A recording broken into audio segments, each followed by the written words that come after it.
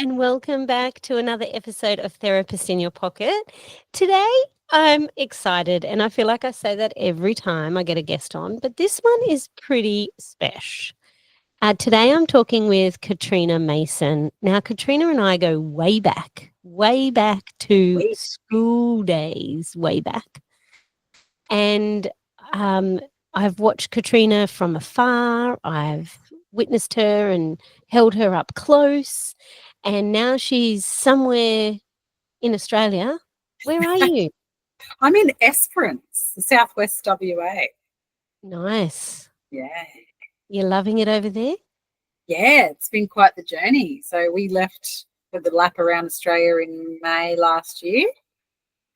Went all the way to Cooktown and then Kakadu and Broome and down the west coast. And now we're in, Esperance and heading for the Nullarbor probably in the next week.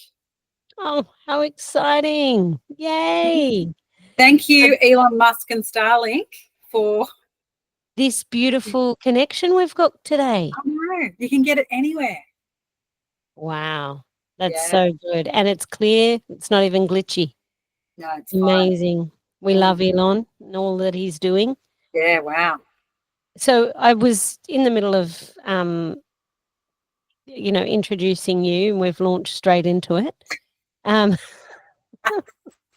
But before we went on to record, I said to Katrina, like, what's your, what do you want to call yourself?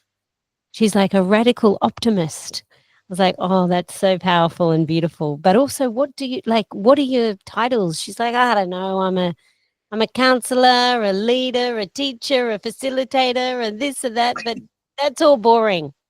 Let's just get into the juice. True. And no, she said nobody wants to hear that.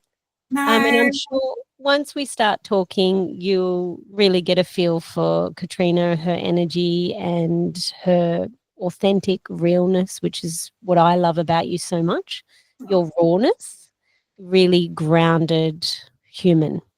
And I was listening to, and I'm not going to share Katrina's story. I'm sure that will come out over the course of the podcast. But what made me recognize Katrina and invite her onto this podcast was something that I was listening to her talk on Instagram Live. And at the very end of the live, the lady that she was with asked Katrina if she had any last words. And just what she said has changed my life, I feel. And that was follow the crumbs of joy like your life depends on it, because it does.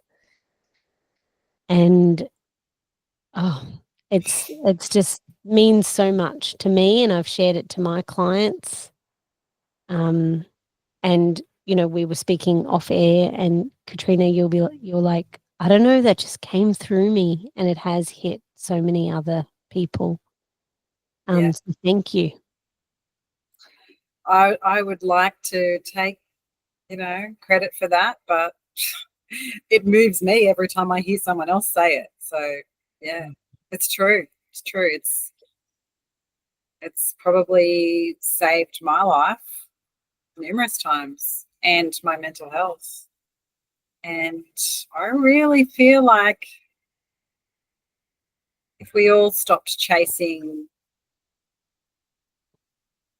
the product and started chasing the joy and the feelings of seeing and really investing time in the things that make us feel good just because they do, the rest of it will sort itself out, or you'll at least have the wisdom to deal with the other stuff that's not joyful. Yes. Yeah, absolutely. So I think this really helps when somebody is going through a really heavy, hard time. It's like there is joy there's joy here somewhere, and let's find it, even if it's just the tiniest little crumb. Yeah. Follow that, just lean into that. And this is so bizarre, because I just had, just before I came on here, did a post on Instagram. You can go back and look at it after we're done here. But I was talking about joy, and I didn't even put two and two together. I said joy is vitality's little sister.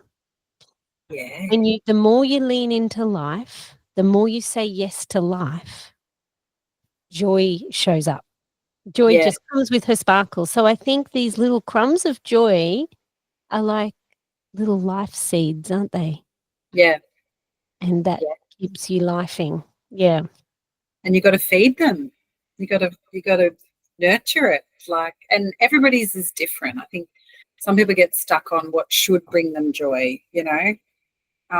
But we've got to let go of the shoulds and just do what feels right for you. Like for me, joy is painting. Like if I can just find a nice piece of paper and put colors, watercolors on that paper for 20 minutes, that's joyful for me. Or put my headphones in. I've got a little playlist of just music that I feel really moved by, and close the windows and the doors. Obviously, I'm in a caravan, so I don't have a lot of room.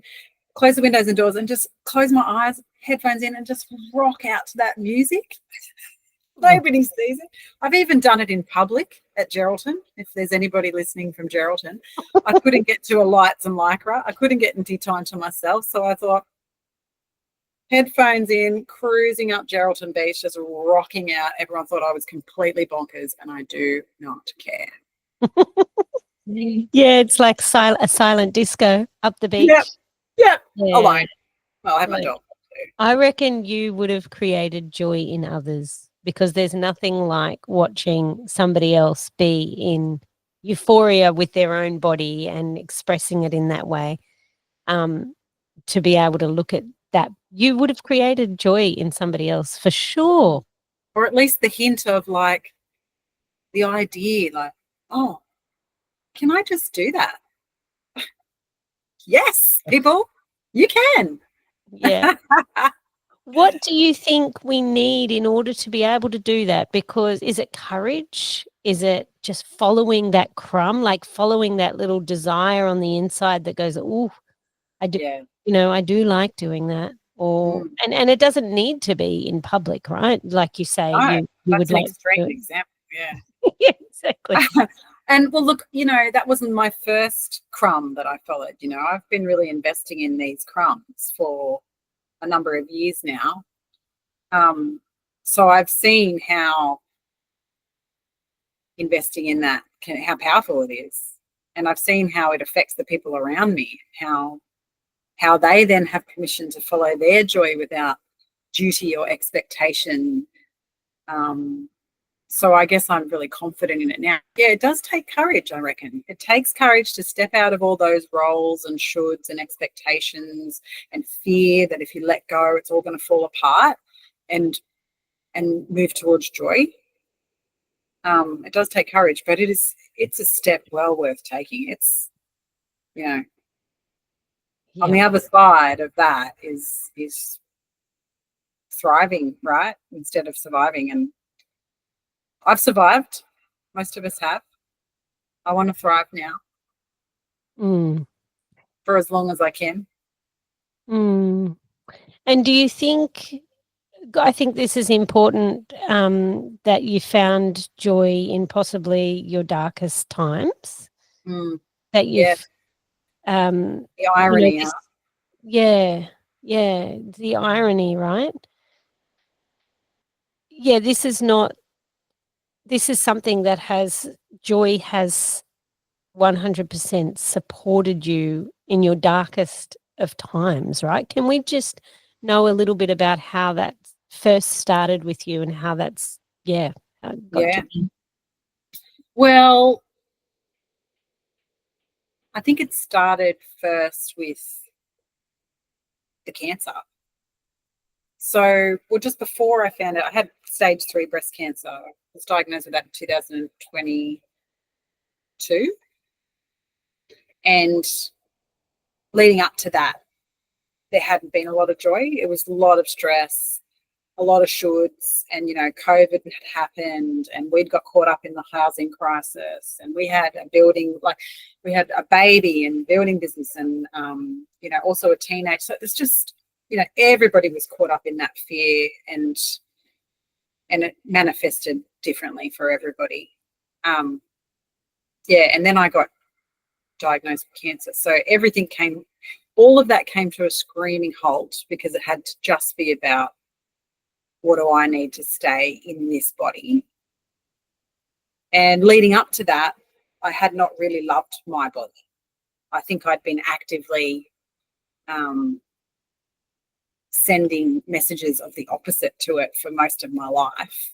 I think it was like conscious kind of, but mostly a subconscious thought pattern that I'd had ingrained in me from, far back as like high school or before. Probably before.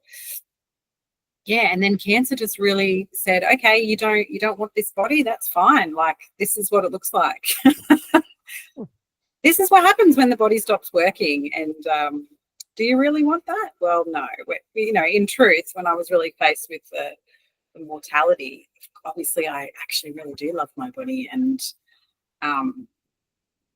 so I had this parallel story going on of like all the medical treatment, but also I had a lot of spiritual internal work that I had to do. And part of that was very much about loving myself. And part of loving myself is what makes me feel good, and doing more of it as a priority, not after the laundry, not after I've done everything for everybody else, not standing around like just waiting for the next person to need me, and then off I go, which is what I was doing before. It was like, oh, what do I need?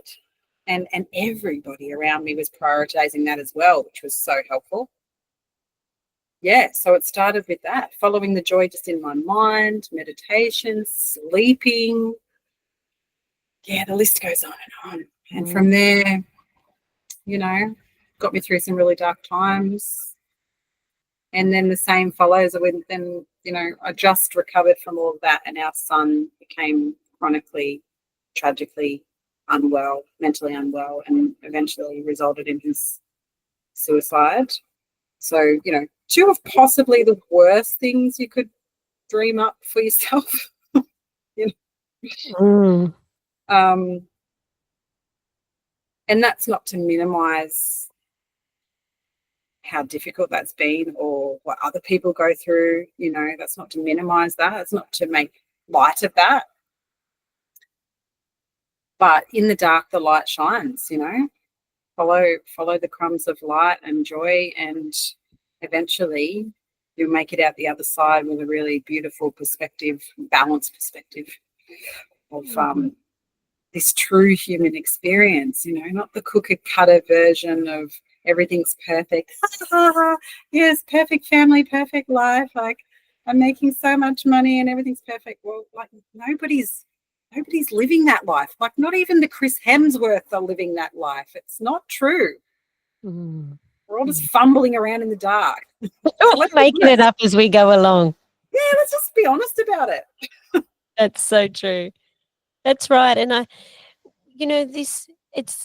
we all know, like all us mamas, all us women, we know, we hear it all the time. We've got to prioritize ourselves. We've got to look after ourselves. We've got to do what lights us up. But it feels a lot of the time like a bit of just a bumper sticker, Yeah. Prioritize yourself. But this is real. Like it's certainly something, like I'll have women that come to me and say, I just don't prioritize myself. And of course, there are so many reasons why, and we can, but at the end of the day, we all know what we need to do. But why don't we do it? And I feel in some way, because, you nearly met your maker, you've had these really horrible experiences. It was almost like, well, you got nothing left but to follow your joy. Yeah. Like, yeah. yeah, I had nothing to lose. We've got nothing to, I mean, we do have things to lose. We've got another daughter. We've got beautiful things in our life. But yeah, when chips are down, yeah, it's time, you know. So true. Yeah. Let me go I and think, dance my ass off down yeah, Geraldton Beach. exactly. Or when I was doing chemo, you know, I sometimes I would just put my headphones in, nobody's around, you know, and jump up and down on this little trampoline inside my house because I was too sick to really go anywhere. And if I went too far, I'd have heart palpitations. And so I just jump up and down with my headphones in and dance and sing really loud. And I'm sure the neighbours thought I was bonkers, but um, here I am. I'm still here, you know. Yeah. So I'm still smiling. Yeah. Mm. And that's right. It just reminds me again of vitality. Mm. Joy is vitality. Like joy is life. Life Yeah, is joy. Your life depends on it.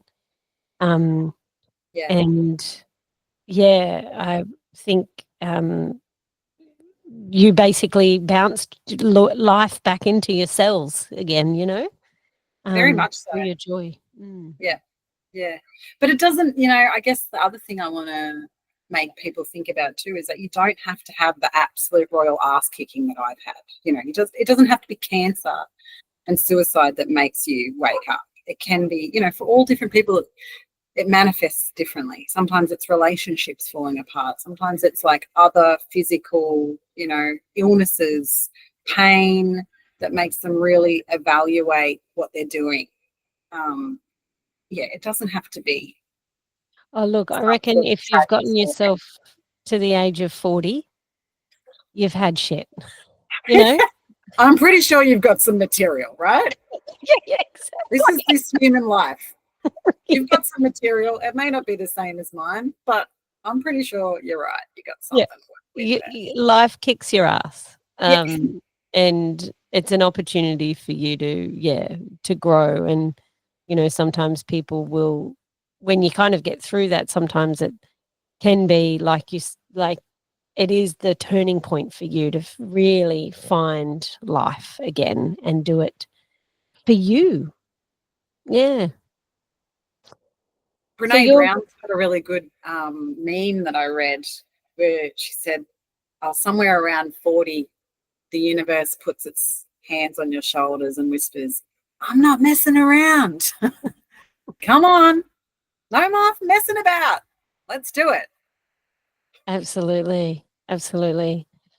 And yeah, that otherwise it will slap you in the face. I think Yeah. she also mentions that, Yeah. it's like, come on, otherwise you can take one. And that's not to say that, you're having these experiences because you're not doing that. We don't No, know why life dishes out this stuff for us, no. um, but it does. And I think it makes us even more grateful for the joy. And also, let's talk about moving through things, feeling joy, feeling grief and joy, Mm, feeling depressed and joy, feeling angry and joy, like it's possible.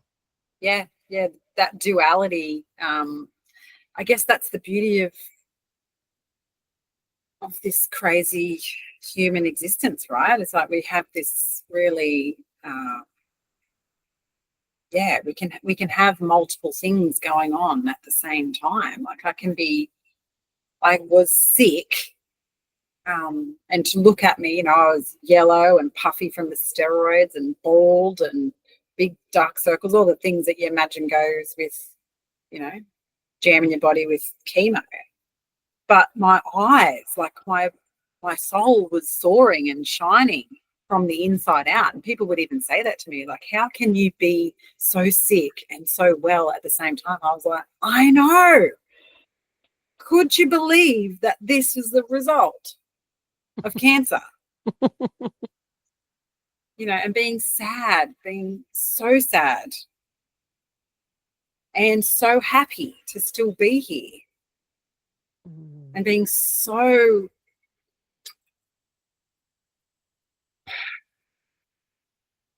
disappointed that I couldn't change the outcome of things. And then at the same time, so grateful for all the lessons that it has produced. I mean, your head can't hold it. No, Your this is head, not the job for the head. it's in the body. It's a knowing. It's beyond the head, and you got to get out of that head business. It's overrated. It really is overrated. Oh, that's right. Otherwise, it just keeps us in the pain and the suffering. It keeps us looking at just the pain and just the suffering, Yeah. and we miss out on the joy and the expansion. And so, yeah, how does one, if people are listening to this and they're like, yeah, that all sounds really great and amazing, and I suppose, how does one get out of their own way? How does one get out of their head Mm. to find the joys, Yeah. the crumbs? The crumbs. I think it just depends on the individual too. Everyone's coming from a different starting point. But I definitely think the first step is communion. Like, it's very hard to get out of this on your own. I mean, lots of people do it with meditation practices and yoga practices and things like that, and that's great. But communion with other humans that are on the same wavelength, I think, is so helpful. It's such a good start. You're actually being brave to say in words or share in writing what's going on. And with that, you get a little bit of a mirror and some clarity, and then just taking time, whatever that might be, to really just sit in some sort of undistracted stillness, to think about how you feel, and maybe reflect on a time when okayness was present in your life, when you didn't feel such a heavy sense of dis-ease and not enoughness. And remember that you can feel like that again by just remembering that time. And then taking really small steps towards, like watering that seed, growing that seed. Is it painting? Is it walking on the beach? Is it collecting flowers and arranging them in some, beautiful arrangement? Is it hiking to the river? Is it whatever? I don't care what it is. If you think about it and you get this like zing feeling of like, I look like a crazy hippie, like zing.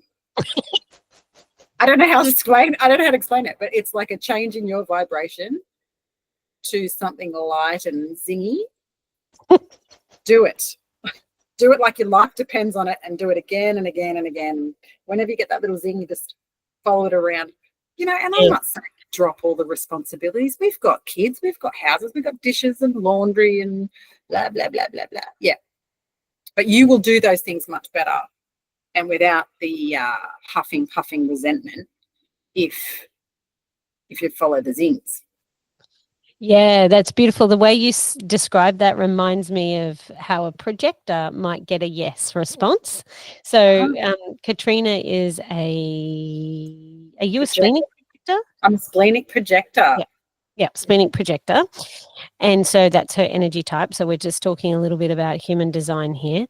And so what I just listened to that, so fascinated, because that's how Katrina gets her joy. Like, that's my yes, that's my follow. Whereas for a generator, you're going to feel it in your sacral, in your gut. You're going to feel it down low. It's like this, you get turned on by life, basically. An opening is a feeling of what a generator type will get. And I'm not too sure about what a manifester. Manifestors get urges. So I feel like it's more of a like go, like create. And I'm not too sure how a reflector feels about their yeses. But for me, I just learnt how a projector may feel the zing. The zing. And I guess, I mean, human design and the sessions that I did with you were so helpful for me in that journey. And I spoke to you at a time when I was in deep deep grief. Like I was in the absolute thick of it. And I think I reached out to you through a series of synchronicities. And that might have been like the first step towards like following those things, follow the synchronicities like they're crumbs of joy as well. Like that came together in a way you could never have planned. And then knowing that, like never had known anything about human design before, never even heard anybody talk about it before, which is amazing because I'm in so many of these women's wellness type conversations. But yeah, and then to hear and to see myself reflected back in that design, it was so validating, so helpful to know and just to have words for it. Like I'm a projector who has spent her whole life trying to be a generator and wondering what the hell is wrong with me. I can't keep up with everyone. I've got to have a nap. I need naps. I need time on my own. And apparently if you're a projector, that's completely normal. But I had always felt like that wasn't normal and I couldn't keep up and I was lazy or whatever. So that was a really nice validation. And I could have gone right down that human design rabbit hole, as many people do like yourself, because that makes you an expert in it. But just that was enough for me in a couple of those sessions, and just really knowing that, coming back to that, understanding that in my daughter, my husband. Yeah, really nice. Thank you so much for that. Oh, my pleasure. Gosh, I'll tell anybody that stands still for long enough what their design is. Yeah, I do now too. Dates. I'll lock you in. Time of birth. Phone your mum immediately. Yes. Get it. Let's do it. I do it now too. I've got all that. We're traveling with a couple of families that we met who are also doing the lap of Australia. I'm like, righto, what are yous? Okay, we've got a family of generating manifestors with one generator. We've got a family of generators with one manifesting generator. And all of those families always go, oh my God, that makes so much sense, because we're all generators and she's a manifesting generator. And we've always wondered why she was so different to the rest of us. Now it makes sense.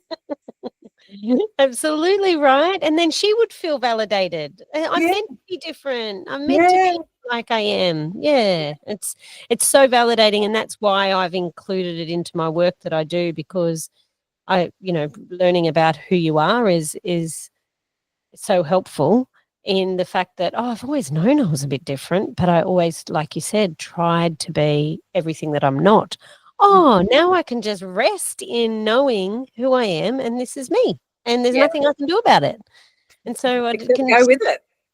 Go with it and stop trying to be like everybody else, Yeah.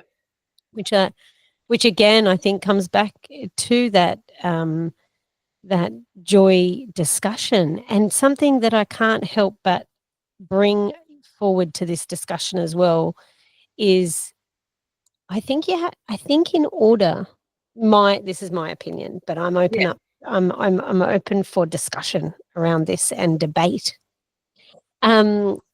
I think in order to follow your joy, you have to, how, because we're talking about how people know they have to do that, but they don't quite know how to follow it, or can't do it for themselves, or get too stuck in their head or whatever, is that you have to have a connection with your inner child to do it. Yeah. Yeah. Yeah.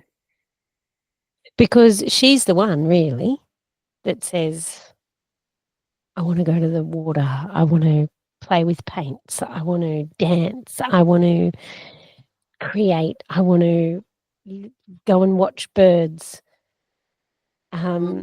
She's the one that wants that. Now, it can also be shrugged off if I'm adulting so hard in myself and I'm just in my what needs to be done, the laundry, the cooking, the dropping off, and I'm too overscheduled and I've got too much responsibility.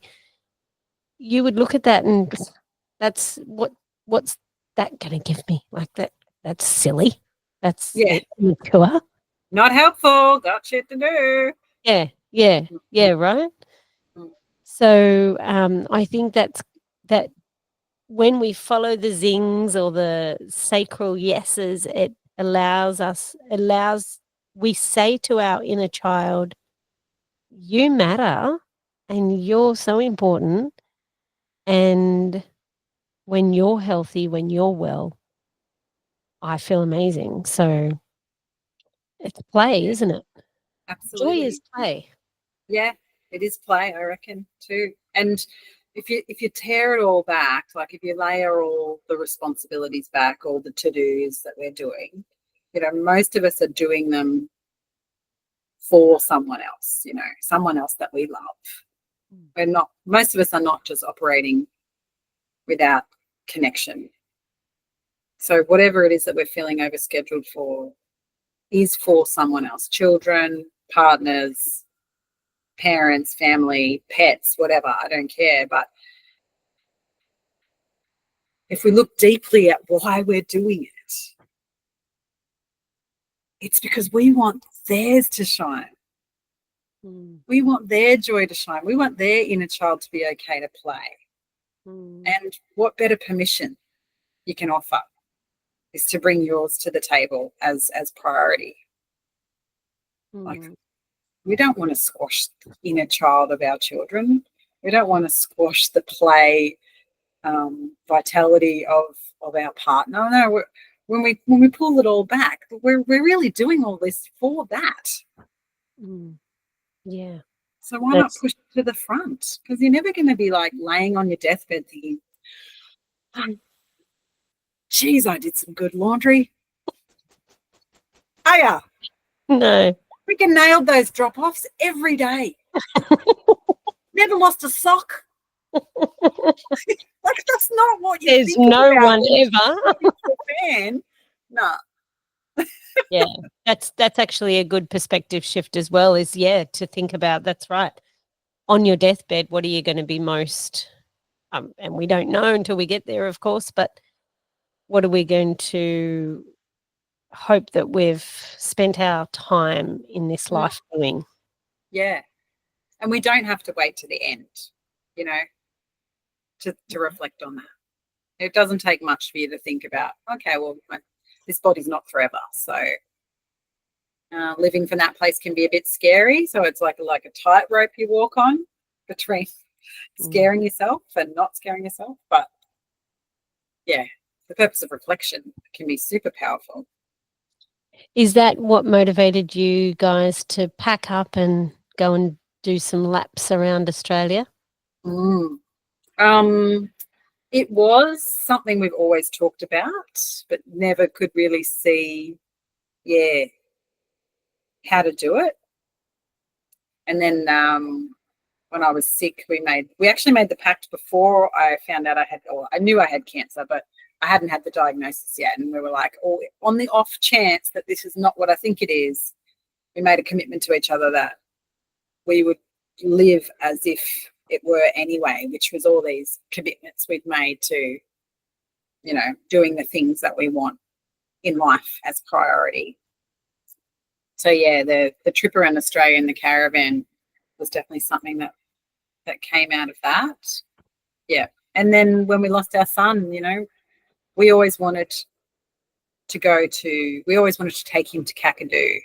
We always talked about going to Kakadu. And he couldn't come with us, not in his body. But we did make it to Kakadu. And I tell you what, we stood up on top of that rock overlooking Arnhem Land, and it was one of the most powerful things I've ever felt. There is no doubt in my mind, not even for a second, that he was not there. I don't know how it all works, but he was there. Yeah. Wow. And no matter what happens now, me and Wade just give each other a fist pump. We're like, no matter how it goes, we did it. We're doing it. It's happened. We go home and it all goes to shit again, whatever. Somebody gets sick. I don't know. We did it. We did what we said we were going to do. We lived our life according to the zings and the joy, and yeah, let it roll. Yeah, that's right. And I just think about how many years go by, because I know, we started this conversation, you were like, I'm all about thriving in 2025. And I was just thinking about how many years go by where we say we're gonna, but oh, sherbet, hang on, hold 5 seconds. My battery is running out. Oh, better plug her in. Laptop. Scheiße. Now you can't find the charger. Ah. Plug her in. But she's an old beast, and she doesn't wait very long to be plugged in before She's just out. She's like, I'm not living my best life here with you. She's a projector. She needs a nap before things are finished. Yeah. She's got this chaotic generator bunny owner. Oh, hang on. Okay. We should be good now. Oh, sorry. Sorry to break flow. That's life though, right? Break the flow. Like, just go with it's never perfect. Nothing is perfect. Clunky. Yeah, but Funny. what I was wanting, it is funny. Yeah. And also I always think everything in the field, this has a message as well, if you wanted to explore it. But yeah, where I was going with that is how many years go by each year where we say, yeah, I'm going to do this. We should organize that, or we should plan that. And then what gets in the way? But all those responsibilities, all the day-to-day tasks that, like you say, are just so meh. Is it? I call it the dying cockroach dance. Can I have a demo?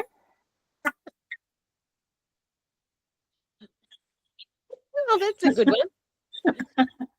On our backs, arms wailing and flailing in the air, and then Going we nowhere. go to bed. We get up and we do it all again. Yeah. Stressed and dysregulated nervous system, and so this is a beautiful time of year, isn't it? The beginning of a new year invites everybody to get all pumped up. Yeah. And get their word for the year. Yeah. And make some plans until about February 1st when the kids go back to school and the routine happens and the packed lunches and everything else. Yeah. I love this time of year too. It's always, I say that, but reference it back to the duality of also it's the worst time of the year for us too. So yeah, but underpinning all that grief and loss and heaviness is, underpinning it is this sense that there is possibility for joy and growth and connection, despite the grief and the heaviness. And why can't we do that in February? Like, we can do it now. We can do it in February if we remember. We've got to remember to remember. That's the problem. Which is why we need stuff like this, Lucy, like your podcast, and to keep reminding us. Oh yeah, that's right. Yeah, that's right. And aren't podcasts amazing? Like, I just love them. I'm addicted. Yeah, love them. So many. Like, get in there. yeah. Ooh, what am I going to? It makes you want to exercise too, right? It makes you want to go for a nice long walk. Listen to your podcast. Yes. Yeah. So, what are you doing to thrive in 2025? Well, we're gonna be continuing on our adventure, but thanks to Starlink, I'm going to be trying to keep some conversations going. So doing some more of those lives on my Instagram and Facebook and things, which is keeping the theme alive for me, just as as it does for everybody else, because I'm like talking to people about it, reminding myself. And yeah, I'm hosting this, what have I called it? A collective, just a collective of women who can get some one-on-one supervision with me and then join in on 4 live workshops. And the reason I put that together is because a lot of the people I support are caring professionals in different fields, and often that's not well funded, and often that's not well paid. So spending, $200 a session for supervision is maybe just not realistic. They're time poor as well. So I put together this package where someone who might want to do supervision with me, might want to explore this a little bit more, could do it in a way that was really affordable. So you get one-on-one session with me. You can book that whenever you want. And then we start doing the live workshops in February. So we'll have 1 a month, 4 months, and yeah, just work together on keeping the dream alive for Thrive, I guess. Yeah. Instead of being we need another analogy. So instead of being the dying cockroach, what could we be?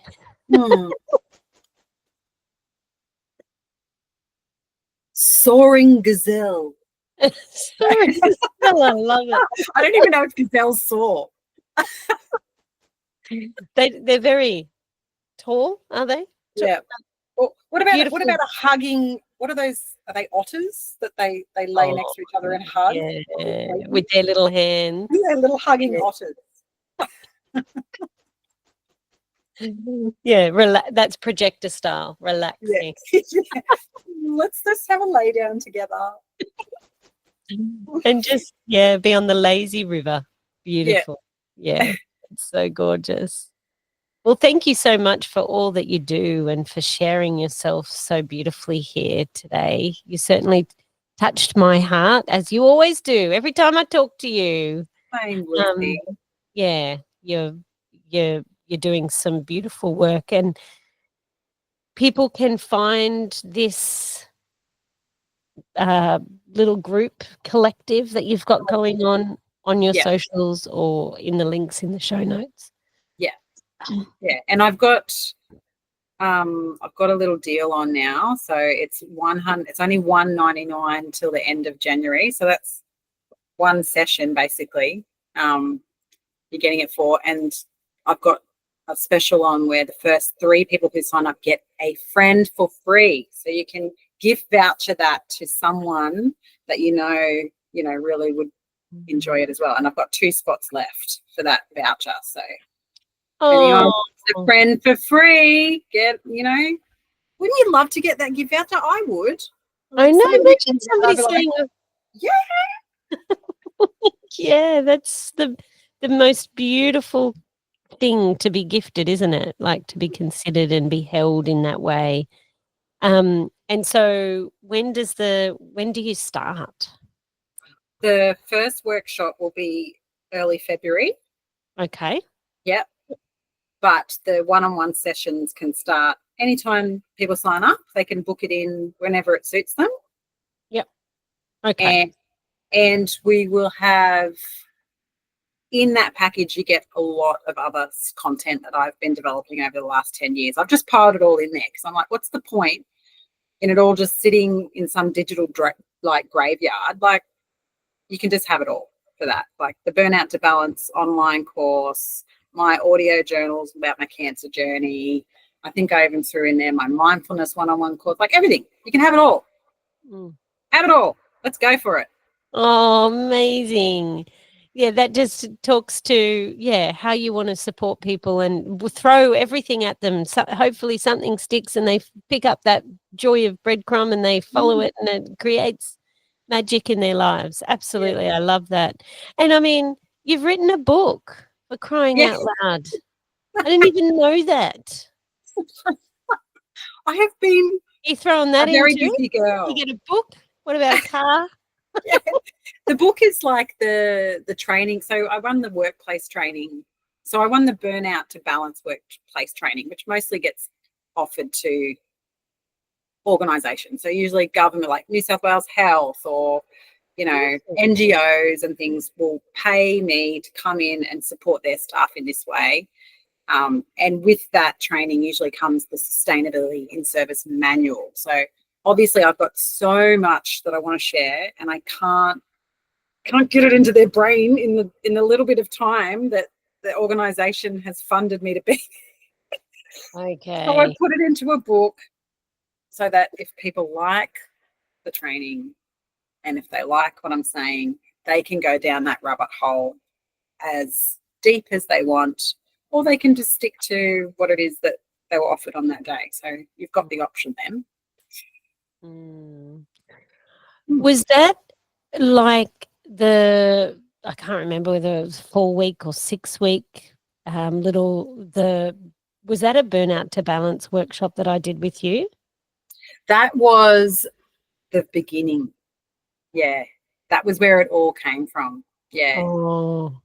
I just changed it to offer it to organisations so that they could get some training into the workplace. Yeah. But yeah, it's all exactly the same stuff. That was so beautiful.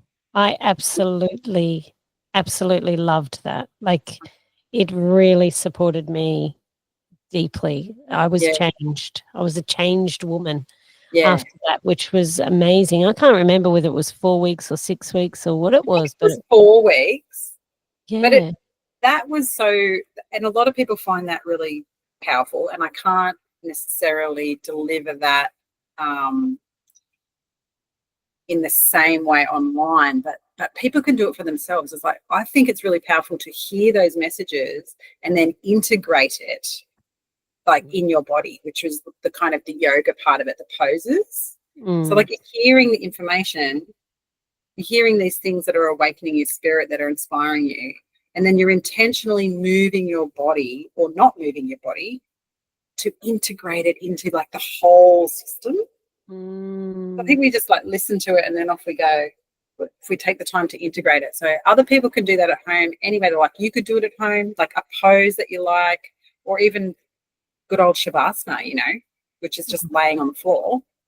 Listen to this podcast.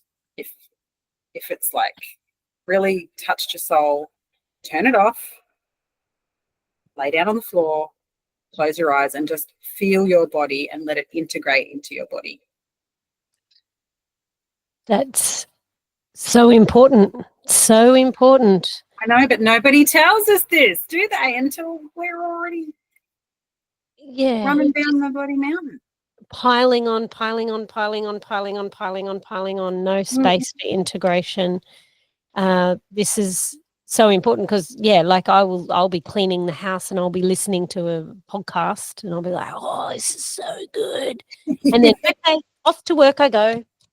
And I'm not doing that for myself. And then it's like, oh, I listened to this really cool podcast, but I can't remember, like obviously it had the ability to change you and to connect with you on a cellular level, but because we're just on to the next thing and on to the next thing and on to the next thing, you don't create that spaciousness, which is again where we find joy as well. When we pick up the breadcrumbs of joy, we're giving space to that little thing that can become big. Yeah, and it's so creative too, to think about how best to integrate things for yourself. Like, not everybody's into yoga. Not everybody is into laying down doing Shavasana. What about if it was write in your journal and then burn it in the fireplace? Or maybe it's take all this energy and release it into the river. Like, 'cause I'm such a sucker for these witchy poo rituals, like, and you can make up your own. And I get really excited. I'm like, oh, I'm going to think about that and I'm going to pile it into some black tourmaline and I'm going to release it into the ocean. Like, and nobody's involved. It's just me, but I'm having a great time. It's like, what are you doing out there? I'm like, I'm burning journal notes. Potions and stuff. Burning sage. I love it. I love all that stuff. Not everybody's into it, but Yeah, yeah. But that just screams inner child stuff to me as well. It's like, yeah, Yeah. let your little girl just get out there and make her potions and make up all these spells that she's gonna, you know, wish off into the air, and it works. It helps. It supports you. Mm, And there's so many ways, like you say, it's just really about engaging your creativity and letting yourself play. For yes. me, it's colored textures and craft and making things Yeah. that I love to work with and play with and see color and writing and um, that kind of thing. So everybody's got and movement Mm, and movement. yeah. Movement. Just makes us want to do this, doesn't it? Mm-hmm. Yeah, yeah.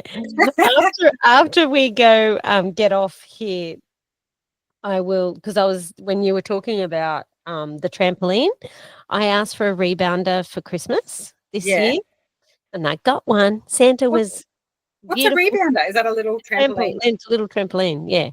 Sorry, Oh, it's very American. A rebounder. yeah. Um. Anyway, I've been doing 10 minutes a day of rebounding. I love a little challenge. Um, And yesterday I was just bouncing and I got so ecstatic that I just was like doing all these. It was the funnest thing. And I was like going, "Woo."